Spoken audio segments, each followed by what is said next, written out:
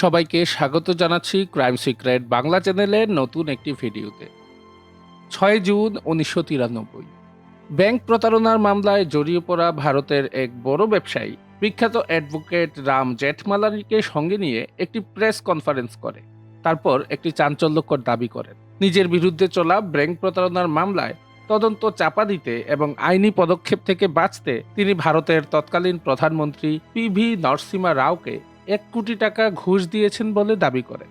তিনি দাবি করেন প্রমাণ হিসাবে তার কাছে একটি অডিও টেপও আছে। এই ঘুষ দেওয়ার অভিযোগ গোটা দেশে রাজনৈতিক সমস্যা সৃষ্টি করে। প্রধানমন্ত্রীর বিরুদ্ধে ঘুষ নেওয়ার অভিযোগ তোলার সেই ব্যক্তি আর কেউ নন, ভারতের সবচেয়ে বড় স্ক্যামের মাস্টারমাইন্ড হর্ষদ মেহতা, যাকে বলা হতো ভারতীয় শেয়ার বাজারের বিগ বুল। তার ছিল অঢেল টাকা, হাজার হাজার স্কোয়ার ফিটে ছড়ানো বিশাল অ্যাপার্টমেন্ট, দামি গাড়ির লম্বা তালিকা, এবং তিনি বছরে 24 কোটি টাকা ট্যাক্স দিতেন সরকারকে। ভারতীয় শেয়ার বাজারে তার এমন দাপট ছিল যে তিনি যেই কোম্পানিতে বিনিয়োগ করতেন সেই কোম্পানির শেয়ারের দাম আকাশ ছুঁয়ে ফেলত। বাজার তাকে অন্ধের মতো অনুসরণ করত। কিন্তু তার আসল আয় শুরু হয় যখন তিনি মানি মার্কেটে প্রবেশ করেন এবং ভারতীয় ব্যাংকিং ব্যবস্থার ফাঁকফোকর ব্যবহার করে আরবিআই এর নাকের নিচে 4,000 কোটি টাকার স্ক্যাম করে বসেন, যা আজকের মূল্যে প্রায় 24,000 কোটি টাকা। অভিষেক বচ্চন অভিনীত দ্য বিগ বুল মুভিটি এবং সোনি লিভ ওটিটিতে মুক্তি পাওয়া ওয়েব সিরিজ স্ক্যাম 1992 এই হর্ষদ মেহতার জীবনের উপরেই নির্মাণ করা হয়েছে। তাহলে চলুন জেনে নেওয়া যাক শেয়ার বাজারের বিগ বুল নামে পরিচিত হর্ষদ মেহতার সেই অনন্য ঘটনাটি। মাত্র 40 টাকা নিয়ে মুম্বাইতে আসা একজন ছেলে কিভাবে ভারতের অন্যতম ধনী ব্যক্তি হয়ে উঠলেন, কিভাবে তিনি ভারতীয় শেয়ার বাজার ও ব্যাংকিং সিস্টেমের লুপহোল ব্যবহার করে হাজার হাজার কোটি টাকা উপার্জন করলেন, এবং শেষমেশ কিভাবে তার এই সকল স্ক্যাম ফাঁস হয়ে গেল, সকল বিষয় পুঙ্খানুপুঙ্খভাবে তুলে ধরব আজকের ভিডিওতে। হর্ষদ মেহতার জন্ম 29 জুলাই 1954 সালে গুজরাটের রাজকোট জেলার একটি সাধারণ পরিবারে। হর্ষদের বাবা শান্তিলাল মেহতা মুম্বাইয়ের টেক্সটাইল ব্যবসা শুরু করেছিলেন, তাই পরিবারটি সেখানেই চলে আসে। হর্ষদ ও তার 3 ভাইয়ের পড়াশোনা শুরু হয়েছিল ঘাটকুপারের একটি স্থানীয় স্কুলে। তবে যখন হর্ষদ মাত্র 10 বছর বয়সী, তার বাবার স্বাস্থ্য খুব খারাপ হয়ে যায় এবং 1964 সালে পরিবারটি ছত্তিশগড়ের রায়পুরে চলে যায়। রায়পুরেও হর্ষদের বাবা ব্যবসা দাঁড় করানোর চেষ্টা করেন, কিন্তু তেমন সফলতা পাননি। কয়েক বছরের মধ্যেই তাদের আর্থিক অবস্থা এতটাই খারাপ হয়ে যায় যে ছেলেদের স্কুলের ফি দিতে হর্ষদের মাকে নিজের গয়না পর্যন্ত বিক্রি করে দিতে হয়। হর্ষদের বাবার ব্যবসার সঙ্গে সঙ্গে তার স্বাস্থ্যেরও অবনতি হচ্ছিল। তাই হর্ষদ 12 পাশ করার পরে রায়পুর থেকে 1973 সালে হর্ষদ মুম্বাইয়ের মামার বাড়িতে চলে আসে এবং সেখানে লালা লাজপত রায় কলেজে কমার্সে গ্র্যাজুয়েশন করতে করতে ছোটখাটো কাজ করত সে। গ্র্যাজুয়েশন চলাকালীন সময়ে সে কখনো প্লাস্টিক স্ক্র্যাপ, কখনো সিমেন্ট এবং কখনো বিভিন্ন ছোটখাটো সামগ্রী বিক্রি করে সে কিছু টাকা রোজগার করত। এরই মধ্যে 1976 সালে হর্ষদের বিকম ডিগ্রি সম্পূর্ণ হয়। তারপর তিনি নিউ ইন্ডিয়া ইন্স্যুরেন্স কোম্পানিতে মাসিক মাত্র 600 টাকা বেতনে ক্লার্ক হিসেবে চাকরি শুরু করেন। এদিকে তার ছোট ভাই অসিনেরও মুম্বাইতে আইসিআইসিআই ব্যাংকে চাকরি হয়ে যায়, তাই সেও হর্ষদের সঙ্গে মুম্বাইতে থাকতে শুরু করে। চাকরি করার সময়ই হর্ষদ মেহতার শেয়ার বাজারের প্রতি আকর্ষণ বাড়তে থাকে। এদিকে রায়পুরে হর্ষদের পারিবারিক ব্যবসা সম্পূর্ণ ধ্বংস হয়ে গিয়েছিল, ফলে তার পুরো পরিবার রায়পুর ছেড়ে চলে আসে মুম্বাইতে। এই সময়ই হর্ষদ তার প্রেমিকা জ্যোতির সঙ্গে বিয়ে করে দেয়। এখন হর্ষদের দায়িত্ব বেড়ে গিয়েছিল এবং শুধু চাকরি করে পুরো পরিবারের ভরণ পোষণ সম্ভব ছিল না, তাই তিনি সাইডে আরও একটি কাজ শুরু করেন। প্রতি উইকেন্ডে তিনি সুরাটে গিয়ে কাঁচা হীরার লট কিনতেন, সেগুলো পলিশ করিয়ে মুম্বাইতে বিক্রি করতেন। এই বিজনেস থেকে তিনি প্রতি সপ্তাহে প্রায় 200 টাকা করে রোজগার করতে শুরু করেন। এই সময়ের মধ্যেই তিনি বুঝতে পারেন যে শুধু চাকুরি বা ছোটখাটো কাজ করে বড় টাকা রোজগার করা সম্ভব নয়। এমনকি এত চেষ্টা করেও তিনি এতদিনে নিজের পরিবারের ঠাঁই গুজার জন্য একটি বাড়িও কিনতে পারেননি। তার স্বপ্ন ছিল খুব বড় এবং তাকে ধনী হতেই হবে। তাই তিনি ঠিক করেন যে এবার তিনি শেয়ার বাজারে নিজের ভাগ্য পরীক্ষা করবেন। ভাগ্যবশত হর্ষদ এবং তার ভাই অসিনের অফিস ট্রেডিং রিং এর খুব কাছেই ছিল, তাই দুজনেই লাঞ্চ ব্রেকে প্রতিদিন যেতেন যাতে শেয়ার বাজারকে তিনি কাছ থেকে বুঝতে পারেন। সেই সময় ইলেকট্রনিক ট্রেডিং চালু হয়নি, ফলে বম্বে স্টক এক্সচেঞ্জের ট্রেডিং রিংয়ে শেয়ার কেনাবেচা হতো পুরোপুরি ম্যানুয়ালি ভাবে। এবং শেয়ার মার্কেটে ইনভেস্ট করতে হলে বিএসসি এর বিল্ডিংয়ে গিয়ে ব্রোকার অথবা জবারের মাধ্যমে শেয়ার কিনতে হতো। ট্রেডিং রিংয়ের এলাকা কেবল ব্রোকার ও জবারদের জন্যই নির্দিষ্ট ছিল। শেয়ার বাজার নিয়ে হর্ষদের মাথায় এমন নেশা চেপে বসেছিল যে তিনি নিজের ক্লার্কের চাকরি ছেড়ে দেন এবং ট্রেডিং রিংয়ের একজন জবার হওয়ার সিদ্ধান্ত নেন। কিন্তু কোনো ব্রোকারের সমর্থন ছাড়া জবার হওয়া সম্ভব ছিল না। তাই হর্ষদ ব্রোকার পি আম্বালালের কাছে গিয়ে তাকে জবারের বেচ দেওয়ার জন্য অনুরোধ করেন। কিন্তু আম্বালাল যখন হর্ষদকে নিজের জবার করতে অস্বীকার করেন, তখন হর্ষদ শুধু একটি কথা বলেন, স্যার, আপনার 2 ছেলে আছে, আমাকে আপনার 3য় ছেলে ভেবে নিজের কাছে রাখুন। তার কথা শুনে আম্বালালের মন নরম হয়ে যায় এবং তিনি হর্ষদকে জবারের বেচ দিয়ে দেন। তবে জবার হিসাবে হর্ষদের প্রথম দিনটাই খুব খারাপ কাটে এবং তিনি আম্বালালকে 2000 টাকার ক্ষতি করিয়ে ফেলেন। বাকি ঘটনাটাও আপনাদের সামনে তুলে ধরব ছোট্ট একটি প্রমোশনাল ভিডিওর পরে। যারা নিজেদের জীবন নিয়ে হতাশ, নতুন আয়ের কোনো সোর্স খুঁজে পাচ্ছেন না, তাদের জন্য সুখবর। বন্ধুরা, অনেকেই ভাবে ইন্ডিয়ার শেয়ার মার্কেটে ইনভেস্ট করা শুধুমাত্র অভিজ্ঞ লোকদের কাজ। কিন্তু সত্যি কথা হলো, সঠিক গাইডলাইন পেলে নতুনরাও এখান থেকে প্রতি মাসে, এমনকি প্রতিদিন একটি স্থায়ী ইনকাম করতে পারে। খুবই সামান্য কিছু ইনভেস্ট দিয়েই শুরু করা সম্ভব। আলফা ট্রেড ইন্ডিয়ার হোয়াটসঅ্যাপ নাম্বারে মেসেজ করলে একদম শূন্য থেকে আপনাকে শেখানো হবে কিভাবে শুরু করবেন, কোথায় ইনভেস্ট করবেন, কোন ভুলগুলো এড়িয়ে চলবেন, আর কিভাবে সঠিক জায়গায় ইনভেস্ট করে নিয়মিত আয় করবেন। বিশেষ করে যারা একেবারেই নতুন এবং শেয়ার মার্কেট সম্পর্কে ন্যূনতম ধারণা নেই, তাদেরও ধাপে ধাপে শেখানোর দায়িত্ব নিচ্ছে আলফা ট্রেড ইন্ডিয়া। মনে রাখবেন, শেয়ার মার্কেট কোনো জুয়া খেলা নয়, তাই অভিজ্ঞতা আর গাইডলাইনই পারে আপনার ইনকামকে নিশ্চিত করতে। এখানে শুধু শেয়ার কল নয়, একটি পূর্ণাঙ্গ রোড ম্যাপ পাবেন যা আপনার ইনভেস্টমেন্টকে করবে নিরাপদ এবং লাভজনক। তাহলে আর দেরি কেন? এখনই ভিডিও ডিসক্রিপশনে ও স্ক্রিনে দেখানো হোয়াটসঅ্যাপ নাম্বারে মেসেজ করে জয়েন করুন আলফা ট্রেড ইন্ডিয়ার সাথে, আর আপনার আয়ের নতুন অধ্যায় শুরু করুন আজ থেকেই। হর্ষদ যখন প্রথম দিন জবারের বেচ নিয়ে আম্বালালকে 2000 টাকার ক্ষতি করিয়ে ফেলেন, তখন হর্ষদ মেহতার কেরিয়ার শুরু হতেই যেন শেষ হওয়ার মুখে দাঁড়িয়ে গিয়েছিল। কিন্তু তিনি কোনোভাবে আম্বালালকে আরও একটি সুযোগ দিতে রাজি করান। ভালো পারফর্ম করলে আম্বালালের প্রশংসা পেতেন, আর ক্ষতি হলে ভালো করেই বকুনি শুনতে হতো। এই উত্থান পতনের মধ্যেই কাজ করতে করতে হর্ষদ 1 বছরের মধ্যে শেয়ার বাজারের সূক্ষ্ম থেকে সূক্ষ্ম দিকগুলো খুব ভালোভাবে শিখে ফেলেন। এর মধ্যেই শেয়ারের প্রতি অসাধারণ বোঝাপড়া তৈরি হয়ে গিয়েছিল। তিনি সেই সময়ের দক্ষ জবারদের মধ্যে গণ্য হতে শুরু করেন। এমন সময় 1980 সালে হর্ষদ বুঝতে পারেন, যদি এই বাজারে বড় টাকা কামাতে হয়, তাহলে কোম্পানিগুলোর ইন্টারনাল ইনফরমেশন সবচেয়ে আগে এবং সবচেয়ে বেশি তাকে জানতে হবে। ঠিক তখনই প্রিমিয়ার অটো ঘোষণা করে যে তারা তাদের অটোমোবাইলের দাম বড় বৃদ্ধি করতে চলেছে। হর্ষদের হিসাব অনুযায়ী এবার কোম্পানির মুনাফা খুব বেশি হতে চলেছিল, কিন্তু লাভ কি পরিমাণ হবে সেটার সঠিক আন্দাজের জন্য তার কোম্পানির প্রোডাকশন ক্যাপাসিটি জানার প্রয়োজন ছিল। এজন্য তিনি সরাসরি প্রিমিয়ার অটোর প্ল্যান্টে পৌঁছে যান। সেখানে তিনি বুঝতে পারেন কোম্পানির উৎপাদন ক্ষমতা পুরোপুরি শ্রমিক ইউনিয়নের উপর নির্ভর করে। তাই হর্ষদ শ্রমিক ইউনিয়নের নেতাদের দিকে ফোকাস করা শুরু করেন। তাদের মধ্যে একজন ইউনিয়ন লিডার হর্ষদের বাড়ির কাছেই থাকতেন। হর্ষদ তাকে টাকা দিয়ে প্রতিদিনের ডেইলি প্রোডাকশন ডাটা এনে দিতে রাজি করান। এইভাবে হর্ষদ মেহতা নিজের ইনফরমেশন নেটওয়ার্ক তৈরি করে ফেলেন, যার মাধ্যমে তিনি বিভিন্ন কোম্পানির অভ্যন্তরীণ তথ্য বের করতে শুরু করেন। যখনই কোনো কোম্পানির উৎপাদন ক্ষমতা বাড়তে চলেছে, এ ধরনের তথ্য হর্ষদের কাছে আসতো, হর্ষদ আগে ভাগেই সেই কোম্পানির শেয়ারগুলো কম দামে কিনে ফেলতেন। আর যখন দামের সর্বোচ্চ পর্যায়ে পৌঁছাতো এবং মনে হতো আর বাড়বে না, তখনই সেগুলো বিক্রি করে বড় প্রফিট করে ফেলতেন। আস্তে আস্তে বাজারে মানুষের আস্থা হর্ষদের উপর বাড়তেই থাকে, তাকে আরও বেশি কাজ দেয়া হতে থাকে। এখন তিনি শুধু জবার হিসাবে অন্যদের জন্য ট্রেড করতেন না, নিজের আয়ের অর্থ শেয়ার বাজারে বিনিয়োগ করতে লাগলেন। 1982 সালের মধ্যে ইনসাইডার ট্রেডিং এর জুড়ে তিনি উল্লেখযোগ্য পরিমাণ টাকা কামিয়ে ফেলেন এবং সেই টাকায় মুম্বাইতে কাধিভালি এলাকায় একটি বিলাসবহুল বাংলো কিনে ফেলেন। কাজ বাড়তে থাকলে তার ভাই অসিনও নিজের চাকরি ছেড়ে দিয়ে পুরোপুরি হর্ষদের সঙ্গে শেয়ার বাজারের ব্যবসায় জড়িয়ে পড়েন। শেয়ার বাজারের জবার হিসাবে শুরু করা হর্ষদ মেহতা এখন আর শুধুমাত্র ইনসাইডার ট্রেডিং পর্যন্ত সীমাবদ্ধ ছিলেন না। তিনি স্টক মার্কেটের আরেকটি কৌশল ব্যবহার করা শুরু করেন, পাম্প অ্যান্ড ডাম্প। এর নিয়ম ছিল, হর্ষদ নিজের দলবল নিয়ে সেই স্টকের বিপুল পরিমাণ শেয়ার কিনে ফেলতেন। এতে ওই স্টকের সরবরাহ হঠাৎ করেই কমে যেত এবং চাহিদা কৃত্রিমভাবে বাড়তে থাকতো। এইভাবে সেই স্টকের দাম দ্রুত বৃদ্ধি পেতে থাকত। দাম বাড়তে থাকলে সাধারণ বিনিয়োগকারীরাও সেই বাড়তি দামের আকর্ষণে এই শেয়ারের টাকা লাগাতে শুরু করত। কিন্তু যখন এই শেয়ারের দাম অত্যাধিক মাত্রায় বেড়ে যেত, তখনই হর্ষাদ তাদের সমস্ত শেয়ার মোটা লাভ তুলে বিক্রি করে দিতেন। এভাবে নতুন নতুন কৌশল ব্যবহার করে হর্ষাদ বাজারে প্রভাব বিস্তার করছিল। তার মনে হচ্ছিল সেই বাজারের সম্রাট, তাকে হারাতে পারবে এমন কেউ নেই।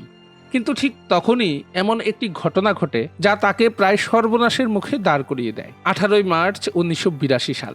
শেয়ার বাজার প্রতিদিনের মতো স্বাভাবিকভাবেই চলছিল, কিন্তু দুপুর না গড়তেই বাজারে হঠাৎ আতঙ্ক ছড়িয়ে পড়ে। শেয়ারের দামে ধস পড়তে শুরু করে। বিনিয়োগকারীরা ভয়ে অন্ধের মতো বিক্রি শুরু করে দেয়। মাত্র 15 মিনিটের মধ্যেই শেয়ার বাজারের ইতিহাসের অন্যতম দ্রুত পতন নথিবদ্ধ হয়। এই ঘটনাকে শেয়ার বাজারের ইতিহাসে ব্ল্যাক থার্সডে বলা হয়। মাত্র 15 মিনিটের মধ্যেই হর্ষাদ মেহতার 10 লক্ষ টাকার ক্ষতি হয়ে যায়। আগের উপার্জন থেকে তিনি 3 লক্ষ টাকা তৎক্ষণাৎ পরিশোধ করেন।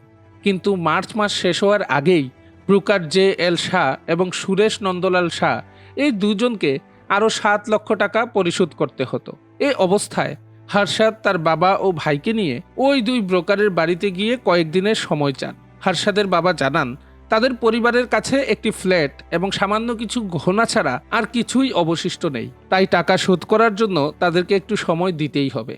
দুই ব্রোকার কিছুদিনের জন্য সময় দিলেন ঠিকই, কিন্তু তারা হর্ষাদ মেহতার জবারের ব্যাচ কেড়ে নিলেন। ঋণ শোধ না হওয়া পর্যন্ত ট্রেডিং রিংয়ে প্রবেশ করা তাদের জন্য নিষিদ্ধ ছিল। পরিস্থিতি এতটাই খারাপ হয়ে ওঠে যে ঋণ শোধ করতে হর্ষাদকে তার স্ত্রীর গহনাও বন্ধক রাখতে হয়। এই ক্ষতির ধাক্কা হর্ষাদ মেহতার বাবা শান্তিলাল মেহতা সহ্য করতে পারেননি, তাই তিনি 7 জুন 1982 সালে হার্ট অ্যাটাকে মৃত্যুবরণ করেন। এই মর্মান্তিক ঘটনার কয়েক সপ্তাহ পর হর্ষাদ ও অসীন আবার নিজেদেরকে সামলে দাঁড়ান এবং পুনরায় শেয়ার বাজারে কাজ করার সিদ্ধান্ত নেন। এবার তারা মুম্বাইয়ের কালবাদেবী বাজারে একটি ছোট অফিস ভাড়া নেন এবং Growmore research and asset management limited নামে একটি ব্রোকারেজ প্রতিষ্ঠান খোলেন। সাম্প্রতিক ক্ষতির কারণে মানুষ তাদের প্রতি আস্থা রাখতে চাইছিল না, তাই প্রথমে তারা নিজেদের বন্ধু ও আত্মীয়দের টাকা বিনিয়োগ করানো শুরু করে। হর্ষাদ লক্ষ্য করেন যে চা পাতার দাম বাড়ছে, কিন্তু চা উৎপাদনকারী কোম্পানিগুলোর শেয়ারের দাম তখনও খুব কম। তিনি ধারণা করেন যদি চাহিদা বাড়ে তবে এই কোম্পানিগুলোর শেয়ারের দামও খুব শিগগিরই বাড়বে।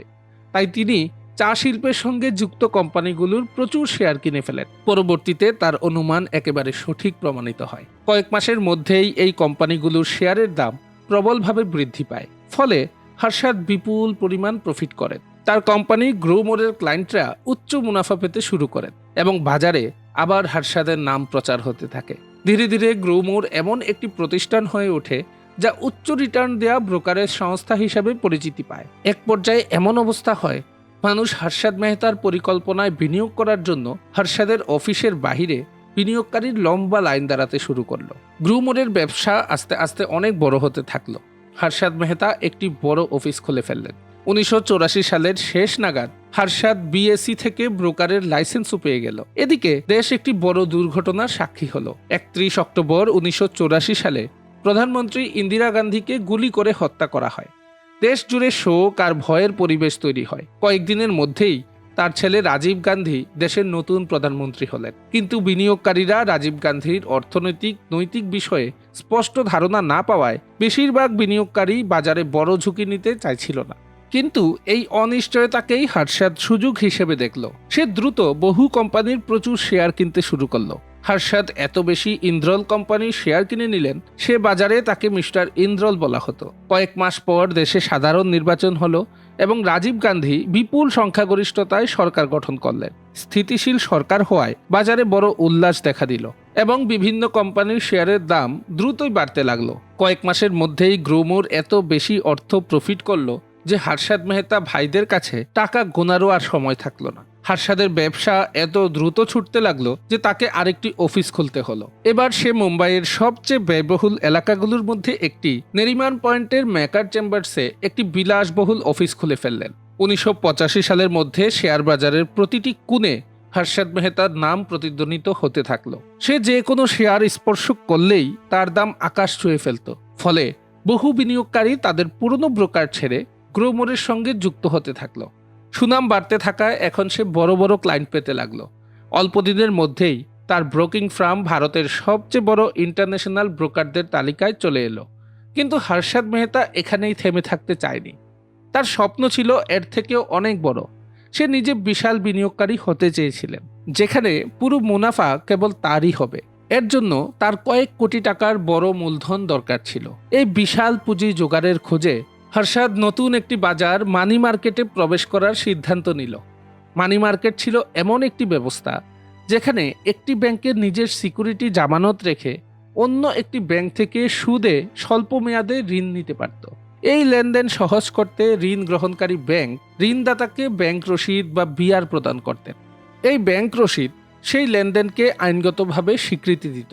এই বিআরগুলো ব্যাংক চাইলে এক ব্যাংক থেকে অন্য ব্যাংকে সরাসরি বিনিয়োগ করতে পারত, অথবা কোনো ব্রোকারের মাধ্যমেও লেনদেন করা যেত। সরাসরি লেনদেনে রিজার্ভ ব্যাংক অফ ইন্ডিয়ার একটি কঠোর নিয়ম প্রযোজ্য ছিল, তাই বেশিরভাগ ব্যাংক ব্রোকারের মাধ্যমেই এসব ডিল করতে চাইত। ফলে ব্রোকাররাও মোটা কমিশন পেত। হর্ষদ মেহতার নজর এখন মানি মার্কেটের সেই ব্রোকার ব্যবসার দিকে ছিল। সে দেখল এই বাজারে সিটি ব্যাংক এবং 3 জন নামকরা ব্রোকার অজয়, জিতু এবং হেমেন্দ্র সম্পূর্ণ নিয়ন্ত্রণ ধরে রেখেছে। তারা মিলে এক ধরনের কার্টেল তৈরি করেছিল এবং নতুন কোনো ব্রোকারকে বাজারে তারা টিকতে দিত না। কিন্তু এত বছর পরে হর্ষদ ছিল শেয়ার বাজারের পাকা খেলোয়াড়। এই কার্টেলকে সরাসরি চ্যালেঞ্জ করতে সে সেই সব ব্যাংকের সঙ্গে জোট করতে থাকলো যারা এই কার্টেলের আধিপত্যে বিরক্ত ছিল। এভাবে মাত্র 2 বছরের মধ্যেই হর্ষদ মেহতা মানি মার্কেটেরও শীর্ষ ব্রোকার হয়ে উঠল। কিন্তু হর্ষদ মেহতা শুধু ব্রোকারের কমিশন থেকেই টাকা কামাচ্ছিল না, মানি মার্কেটের একটি বড় ফাঁকফোকর ব্যবহার করেও সে কোটি কোটি টাকা উপার্জন করছিল। অনেক ব্যাংক লেনদেনের প্রস্তুতিতে আগেই ব্রোকারের অ্যাকাউন্টে টাকা ট্রান্সফার করে দিত, যাতে ব্রোকার ভালো ডিল পেলেই অন্য ব্যাংকের অ্যাকাউন্টে তা সঙ্গে সঙ্গে পাঠিয়ে দিতে পারে। ব্যাংক যেন সঙ্গে সঙ্গে বিআর দিতে পারে, তাই যতক্ষণ পর্যন্ত কোনো ভালো ডিল পাওয়া না যেত ততক্ষণ সে টাকা 10-15 দিন ধরে ব্রোকারের অ্যাকাউন্টেই পড়ে থাকতো। সে 10-15 দিন সময়ের মধ্যে হর্ষদ মেহতা সেই টাকাগুলো শেয়ার বাজারে বিনিয়োগ করে দিত। সে বিপুল পরিমাণে নিজের পছন্দের শেয়ার কিনত, যার ফলে সে শেয়ারগুলোর দাম কৃত্রিমভাবে বাড়তে শুরু করত। আর যখন ব্যাংককে ডিল করতে হতো তখন সে ওই অতি মূল্যায়িত শেয়ারগুলো বেশি দামে বিক্রি করে লাভ নিজের কাছে রেখে দিয়ে বাকি টাকা দিয়ে তিনি মানি মার্কেটের ডিলটাও সম্পন্ন করে ফেলতেন। ব্রোকারেজ কমিশনের পাশাপাশি এভাবেও সে বিপুল মুনাফা কুড়োচ্ছিল। কিন্তু এত উপার্জন সত্ত্বেও হর্ষদ থেমে থাকতে পারেনি। সে মানি মার্কেট ব্যবহার করে আরও একটি নতুন উপায়ে টাকা উপার্জনের পথ বের করে ফেললেন। হর্ষদ মেহতা বুঝতে পারল ঋণের বিপরীতে ব্যাংক যে বিআর ইস্যু করে কেউই সেটা যাচাই করে না যে এই বিআর ইস্যু করা ব্যাংকের কাছে আদৌ সেই পরিমাণ সম্পদ আছে কিনা। তাই হর্ষদ মেহতা কিছু ব্যাংক এদের ঘুষ দিয়ে ভুয়া বিআর তৈরি করতে শুরু করলো। এইভাবে ভুয়া বিআর ব্যবহার করে সে প্রথমে বড় বড় ব্যাংক থেকে ঋণ নিত, এরপর সে টাকা শেয়ার বাজারে লাগিয়ে দিত, শেয়ারে বেশি দামে বিক্রি করে লাভ তুলত এবং পরে লোনদাতাকে টাকা আবার ফেরত দিত। হর্ষদ মেহতার নামের জাদু এমনভাবে ছড়িয়ে পড়েছিল যে যখন হর্ষদ মেহতা মাজদা ইন্ডাস্ট্রিজের শেয়ার কিনলো তখন লোকজন নাম মিল আছে বলে একদম আলাদা আরেকটি কোম্পানি স্বরাজ মাজদার শেয়ারও কিনতে লাগলো। ফলে সেই কোম্পানির শেয়ারের দামও হু হু করে বাড়তে লাগলো। হর্ষদ মেহতা তার সবচেয়ে প্রিয় স্টক এসিসিতে এমন চাল চেলেছিল যে কয়েক মাসের মধ্যেই এসিসি এর শেয়ারের দাম 200 টাকা থেকে 9,000 টাকায় পৌঁছে গেল। এখন তার কাছে ছিল অগাধ সম্পদ। তখনও ভাড়া বাড়িতে থাকা হর্ষদ মেহতা ওয়ার্লিতে 15,000 বর্গফুটের সমুদ্রমুখী বাড়ি কিনল। তার গ্যারেজ ভরে গেল 29টি বিলাসবহুল গাড়িতে, brown, Toyota, Lexus, BMW, Mercedes Benz, যেগুলো তখন ভারতের সবচেয়ে প্রিমিয়াম গাড়িগুলোর মধ্যে ছিল। হর্ষদের কাছে ছিল সকল গাড়ি। হর্ষদের আড়ম্বরপূর্ণ জীবনের প্রমাণ হলো ভারতের টয়োটা লেক্সাস মডেল আমদানি করা প্রথম মানুষ ছিলেন তিনি। এখন হর্ষদ তার ক্যারিয়ারের সর্বোচ্চ শিখরে পৌঁছে গিয়েছিলেন। মিডিয়ার শিরোনামে সে প্রতিদিন জায়গা পেত। সে তখন ভারতের সর্বোচ্চ করদাতাও ছিল। কিন্তু এত খ্যাতি ও সম্পদ সত্ত্বেও হর্ষদ থামতে জানত না। সে ভুয়া ব্যাংক রিসিপ্ট ব্যবহার করে বড় বড় ব্যাংক থেকে মন মতো ঋণ নিত এবং সে টাকা দিয়ে বিনা ভয়ে শেয়ার কিনত। এদিকে জুলাই 1991-এ ভারতের কেন্দ্রীয় ব্যাংক আরবিআই জানতে পারল যে মানি মার্কেটে বিআরের ব্যাপক অপব্যবহার হচ্ছে। আরবিআই এই প্রতারণা ধরার জন্য কয়েকটি ব্যাংকের তদন্তের নির্দেশ জারি করলেন এবং এই ভুয়া ব্যাংক রিসিপ্ট ব্যবহারের জন্য অনেক কঠোর নির্দেশনাবলী প্রণয়ন করলো। ফলে ভুয়া বিআরের ব্যবহার এবং মানি মার্কেটে হেরফের করা অনেক কঠিন হয়ে গেল। কিন্তু হর্ষদ তখন এতটাই আত্মবিশ্বাসী হয়ে গিয়েছিল যে সে ভাবতে লাগলো আমাকে কেউ ধরতেই পারবে না। এটাই তার সবচেয়ে বড় ভুল প্রমাণিত হলো। আরবিআই এর কঠোরতার মধ্যেও ডিসেম্বর 1991-তে সে এসবিআই থেকে অন্য কোনো ব্যাংকের হয়ে 500 কোটি টাকা নিয়ে নিল এবং সব নিয়ম ভেঙে সরাসরি শেয়ার বাজারে বিনিয়োগ করলো। তবে এবার সে আর ভুয়া বিআর তৈরি করতে পারল না। সেই কারণে এসবিআই এর এক কর্মচারী সীতারামানকে ঘুষ দিয়ে এসবিআই এর রেকর্ড হেরফের করিয়ে দিল, যাতে সিনিয়র অফিসাররা এই 500 কোটি টাকার সিকিউরিটিজের ফাঁকটা খুঁজে না পায়। কিন্তু এপ্রিল 1992 সালে এসবিআই এর অফিসাররা এই 500 কোটি টাকার ফাঁকফোকরটা ধরেই ফেললেন।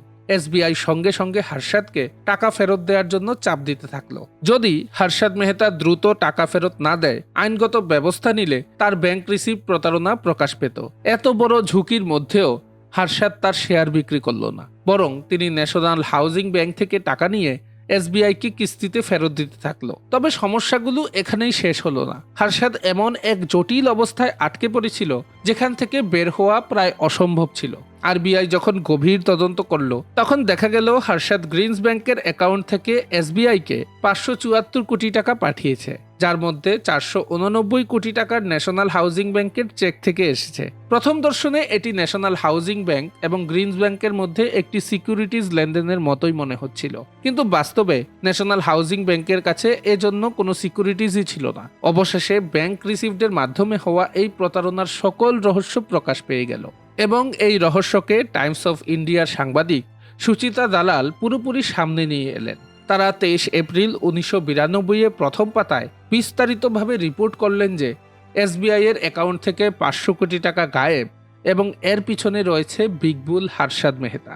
এরপর তদন্তের জন্য আয়কর, আরবিআই, সিবিআই এর মতো সংস্থাগুলো ঢুকে পড়ল। এরপর হর্ষদের মানি মার্কেট এবং শেয়ার বাজারের সকল প্রতারণা সকলের সামনে প্রকাশ হয়ে গেল। হর্ষদ মেহতার প্রতারণা প্রকাশ হতেই শেয়ার বাজার ধ্বংসস্তূপে পরিণত হয়ে গেল। 4 জুন 1992-এ হর্ষদ এবং অসীম মেহতাকে গ্রেফতার করা হলো। তাদের বাড়ি, ব্যাংক অ্যাকাউন্ট, গাড়ি সকল কিছু বাজেয়াপ্ত করা হলো। এই সময় জুন 1993 সালে হর্ষদ মেহতা এবং তার আইনজীবী রাম জেঠমালানি এক প্রেস কনফারেন্সে অভিযোগ তুললেন তখনকার প্রধানমন্ত্রী পিভি নরসিমহা রাওকে মামলা স্থগিত করার জন্য 1 কোটি টাকা ঘুষ দেওয়া হয়েছিল। তবে তদন্ত সংস্থাগুলো এটি অস্বীকার করে বলল এটি কেবল তদন্তকে বিভ্রান্ত করার একটি অপচেষ্টা। এই সময় 31 ডিসেম্বর 2001 সালে মুম্বাইয়ের জেলে হর্ষদের হঠাৎ বুকে ব্যথা হলো। তারপর তাকে সিভিল হসপিটালে ভর্তি করা হলো, কিন্তু চিকিৎসার সময় তার মৃত্যু হয়। এক অনুমান অনুযায়ী যদি হর্ষদ ধরা না পড়ত এবং বেঁচে থাকতো, তবে তিনি আজকের দিনে মুকেশ আম্বানির থেকেও ধনী হতেন। যেখানে অনেকেই হর্ষদকে প্রতারক বলে মনে করে, আবার অন্যদিকে কেউ তাকে শেয়ার বাজারের সবচেয়ে বড় প্রতিভা মনে করে। সত্য যাই হোক না কেন, হর্ষদ মেহতা সেই সময় ভারতের ব্যাংকিং সিস্টেমের বড় বড় দুর্বলতাগুলো উন্মোচন করেছিল এবং আরবিআইকে গুরুত্বপূর্ণ পরিবর্তন করতে বাধ্য করেছিল। হর্ষদ মেহতার প্রতারণা কেবল একটি কেলেঙ্কারি নয়, বরং সে সময় ভারতীয় আর্থিক ব্যবস্থার সবচেয়ে বড় ব্যর্থতার প্রতীক। এইরকম বিশ্বের বিভিন্ন জায়গায় ঘটে যাওয়া রহস্য, রোমাঞ্চ এবং অপরাধের সত্য ঘটনাগুলো জানতে আমাদের ক্রাইম সিক্রেট বাংলা চ্যানেলের সঙ্গেই থাকুন। সবসময় ভালো থাকুন, সুস্থ থাকুন। দেখা হবে পরের ভিডিওতে।